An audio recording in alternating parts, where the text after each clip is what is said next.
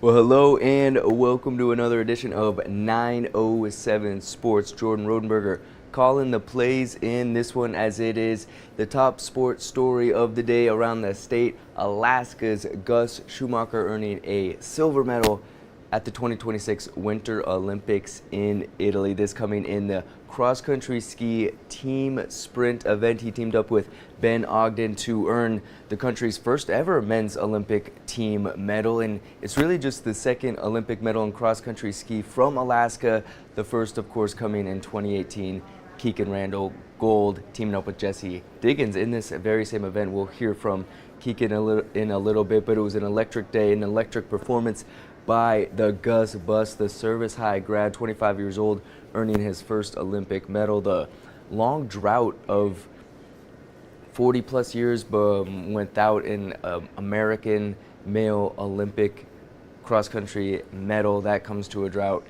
These games, Gus Schumacher and Ben Ogden, a part of that historic moment. Early this morning, it happened overnight in Italy, and so a lot of Alaskans waking up or staying up all night to check that one out, or waking up to the good news that Alaskan has taken home its first medal of the Winter Olympics thus far. We did have to check in with Keegan Randall, who's an Alaska Sports Hall of Famer. She's an Olympic gold medalist in this event, as I mentioned, in 2018, and she's actually an NBC broadcaster and was on the call for this one, so we had to get her reaction of the historic moment. I am still jittering with excitement. That was an exciting call, an exciting race. Kind of knew going into it that those guys had an absolute shot at a medal. But I think what surprised me the most is how aggressive and just commanding they skied in that race. It was gutsy, but it was backed up with strength, and just absolutely so happy for those guys. Then going into the last lap, man, Ben just went for it, and he was leading up the course's big climb. Norway only slipstreamed past him on the downhill, but he put Gus in just a perfect position. So then on that final lap, they headed out, and Johannes Klæbo, now the greatest Winter Olympian of all time, was leading it out, but like Gus went with him. And that put Italy on their heels, Switzerland on their heels, Sweden kind of started to go backwards. And then Gus just power skated all the way in. So it just, those guys were like literally making moves that made the race. And yeah, Italy or Norway won, but I think it was USA that really made it exciting. And I think what makes me so excited and so proud right now is this silver medal that Gus is going to bring home to Alaska is now setting the stage for our, the whole next generation. And we have to remember that until Ben's silver medal a week ago, it had been 50 years since a US man had won an Olympic medal. And now in the span of a week, we have two medals, or I guess you can almost say three. And so that's huge, and I think, it took 50 years, and then all of a sudden it's going to start happening sooner and sooner, because that power of belief is really important. And I think to the system, you can say we have a system now because there's been multiple medals, and that's, really encouraging for our skiers.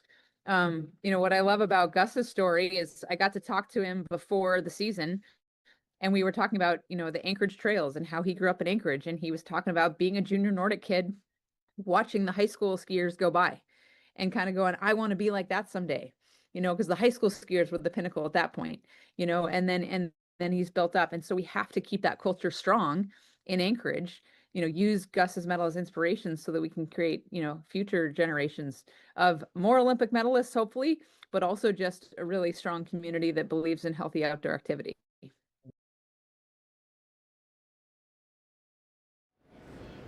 Keegan Randall wears many hats, including the NSAA, Nordic Ski Association of Anchorage president, of course, Olympic gold medalist, broadcaster, etc. Her thoughts on Gus's historic performance, which building up throughout this winter, he was putting on incredible performances on the World Cup stage, and he felt maybe this is his year to break through and earn that medal, because this is his second go around. Last Olympics, he was 21 years old at the 2022 Games, and getting an interview with him in the pre-Olympic media rounds, he was saying he's just a different skier than he was back then, both mentally and physically. Mentally, he's wants to go toe-to-toe with the best, and then physically, he's actually taken a step back in his training, which actually has gone a long way to help them. So we'll have a lot more on Gus Schumacher, this historic gold medal.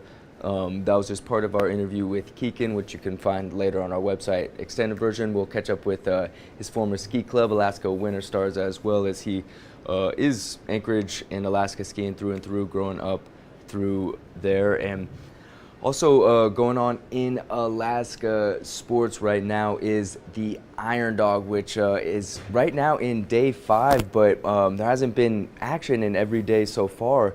Yesterday, the teams were held up in Kotzebue when they got to that checkpoint, and then they were released at 6 a.m. this morning from Kotzebue, only to discover more troubles, which we will get to with Tyler Lane in a little bit, as we'll check in with him.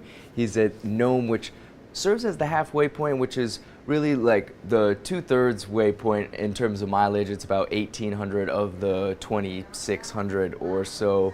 And gosh, these riders couldn't be more excited to get to Nome, which hopefully will be later today. But sea ice and the trail conditions becoming more and more of a problem, as they had to reroute a little bit today, and it's really just going through fresh, deep powder, including some willows and small trees. So they're like really inching along in a race that is known for its speed. They're really crawling their way to Nome, and all hoping to make it safely and in one piece here. As of course, we'll get updates through the 4 and the 5 o'clock and in the 6 o'clock broadcast on all things Iron Dog on day 5. But might as well get a check-in with Tyler Lane when we get here in just a few moments, as he gets in the Nome garage. He just spoke with the race director, so we'll get the latest from Tyler Lane here in a couple minutes. Tyler, let's see if we can bring him in just a few moments here. As day 5 Iron Dog is today, would have been wrench day typically on this Wednesday of Iron Dog, but clearly the garage is empty right now. They would be tooling up. That is not the case, as we will check in with Tyler Lane here from Nome. Tyler, if you can hear me, give me a thumbs up, and let's just hear the latest of what you got on this day 5 here. What you got from Nome?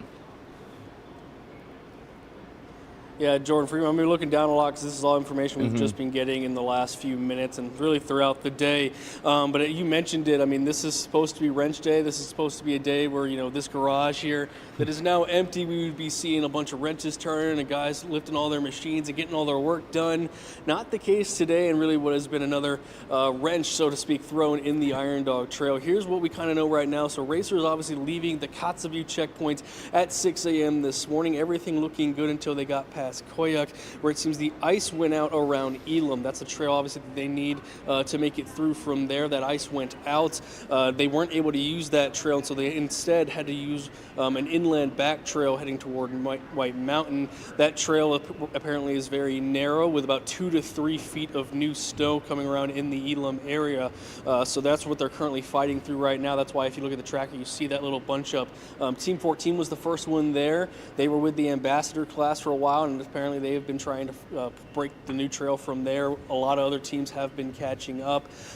As of right now, racers are still expected in Nome tonight. We were told once they reach White Mountain, they'll be about an hour away from here. But really the question at the moment is, when are they going to get to White Mountain? How long is it going to take? And then from there, can these riders push through and really make it here to the halfway point? Now, as of right now, no schedule changes. The halfway banquet is still going to be going on for the trail teams and things like that. The race finish is still scheduled on time as normal. Standings, though, will shake up here just due to the course time and how everything's shaking up. So that's going to be changing a little bit here in Nome. So Tyler, hey, thank you. I know you got a lot more reporting to do in the next few hours, so we'll be checking in with you on these upcoming broadcasts. Iron Dog 2026. I appreciate you tuning in. We'll check back in with you in a little bit. The world's longest, toughest snow machine race, labeled that for a reason. Definitely living up to the hype this year. So tune in to our broadcast to both hear from Tyler and from our weather team about the latest conditions and what to expect. But for now, that'll do it for this edition of 907 Sports. Always get more on today's Alaska sports news in the late edition, so tune in, and I appreciate you tuning in. Thanks.